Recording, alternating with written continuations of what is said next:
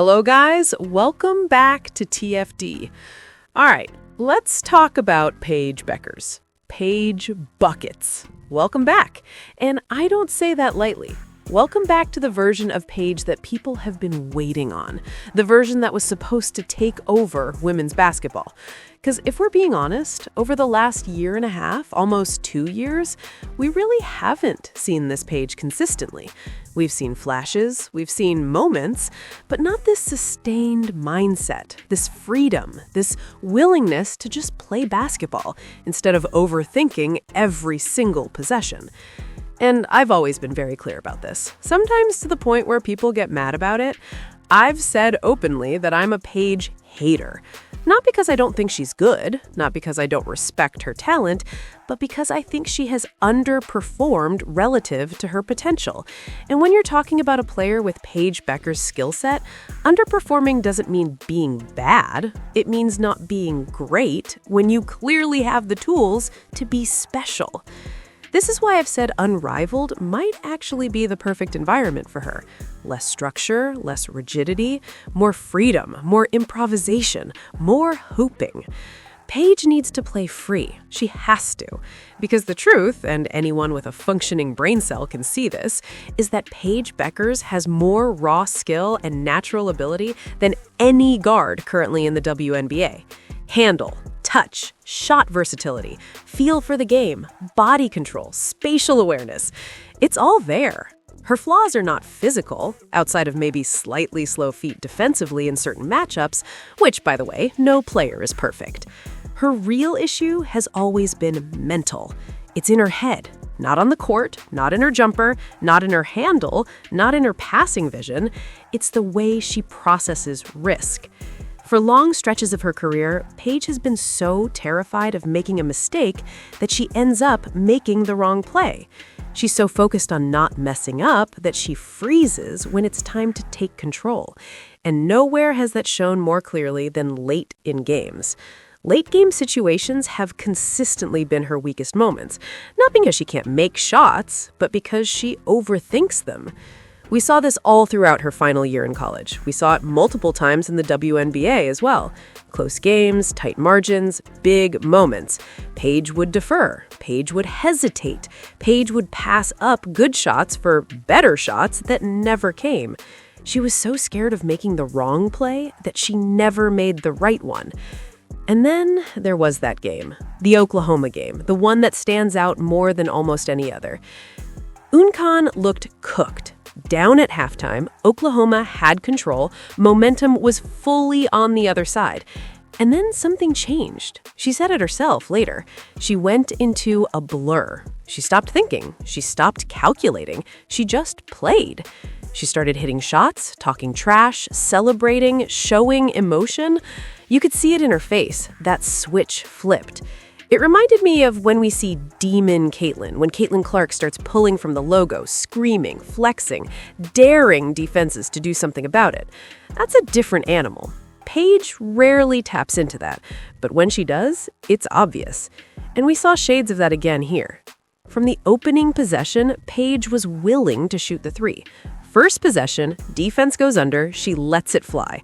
That alone matters more than people realize, because that's something she hasn't consistently done since around 2021.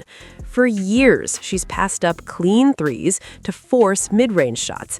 And yes, her mid-range game is elite, it's a weapon, but basketball in 2026 is about pressure. And nothing pressures a defense like a guard who will pull from deep without hesitation. Early in the game, there was a great kick-out to Rickea Jackson while the offense was struggling. That's good basketball.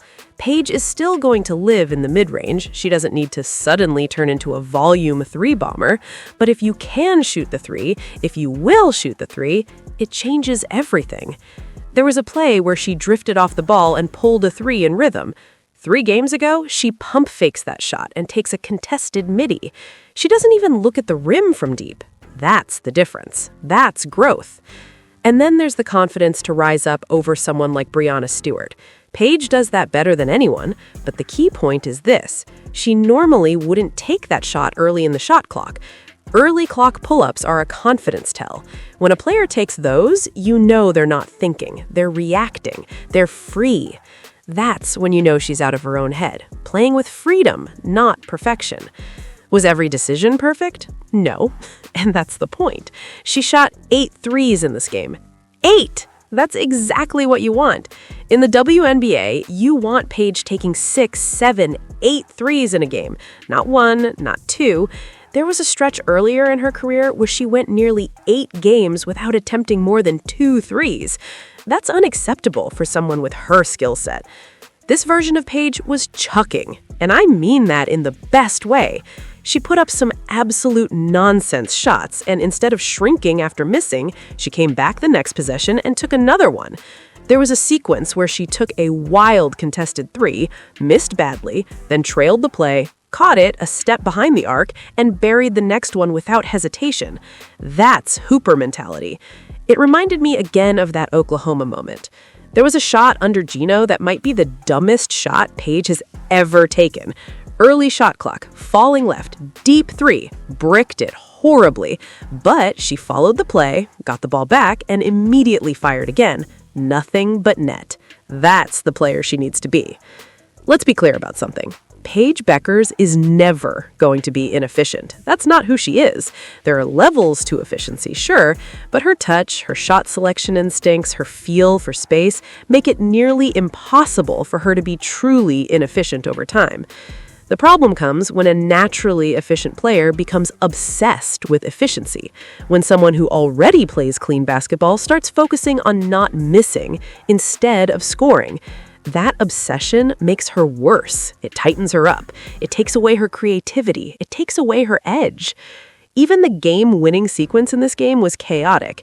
She had been blocked a couple possessions earlier, there was contact, there was a flop that didn't get called, and then she steps into it anyway. No fear. She also made a beautiful pass inside to Malonga. That matters. One of her biggest weaknesses as a rookie was failing to look into bigs consistently. She missed reads. She defaulted to perimeter movement. That's improving. And this is where roster construction matters. People don't understand levels when it comes to big guard combinations. The best big in the WNBA at reading the pick and roll is Aaliyah Boston, and there's a gap after her. Knowing when to roll, when to short roll, when to slip, when to pop. That's IQ. That's timing.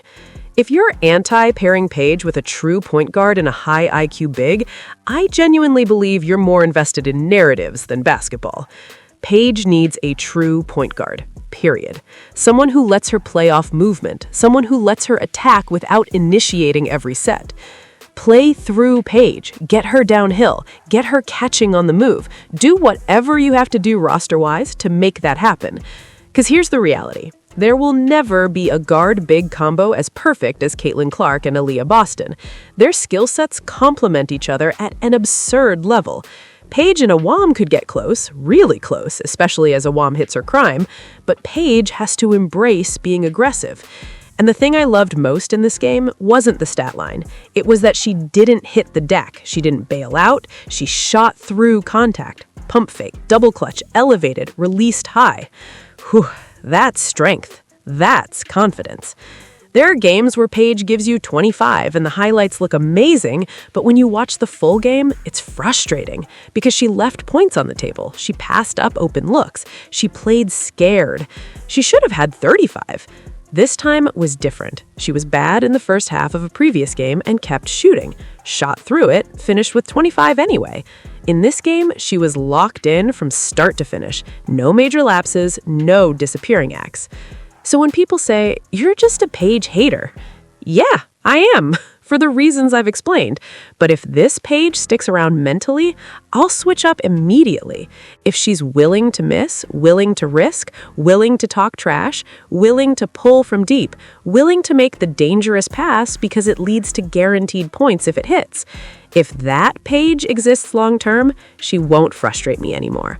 I'll gladly become a fan because I like basketball, and basketball is better when Paige Bueckers plays like a hooper. It doesn't matter if it's Unrivaled, UConn, the WNBA, or a random gym. Freedom is freedom, and this street ball style environment is bringing the hooper back out of her. Paige was a hooper who got molded into a robotic, system-first basketball player. If Hooper Paige is back, it's great for everyone. And let me be clear. For Paige and Caitlin to be a real rivalry at the next level, Paige has to be this version of herself. Passive basketball doesn't win at the highest level. Being efficient but invisible doesn't win close games. If Paige embraces chaos just a little bit, the league is in trouble. And that's the Paige we've been waiting for.